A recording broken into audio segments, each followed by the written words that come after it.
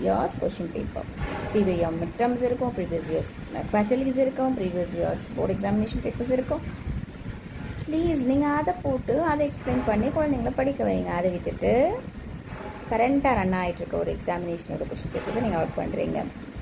நான் இதை சொன்னோன்னே நினைப்பாங்க, அது எப்படிங்க எல்லா இடத்துலையும் ஒரே டைமில் எக்ஸாம் நடந்துட்டு இருக்கும்போது நான் அவுட் பண்ணேன்னு சொல்வீங்க அப்படின்னு சொல்லிட்டு.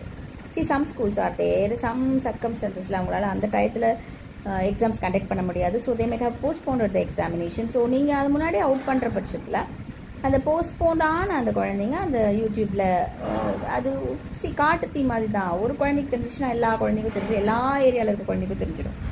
ஸோ அதை பார்த்துட்டு அதை படிச்சுட்டு வந்து எக்ஸாம் எழுது என்ன பர்பஸ்? ஸோ இதை அவுட் பண்ணுறதுமே டீச்சர்ஸ் தான், அவங்க தான் சேனல்ஸ் வச்சுருக்காங்களே. ஸோ டீச்சர் ப்ரொஃபஷனில் இருக்க நம்ம அது பண்ணக்கூடாதுன்னு நான் நினைக்கிறேன். What to you think? Thank you.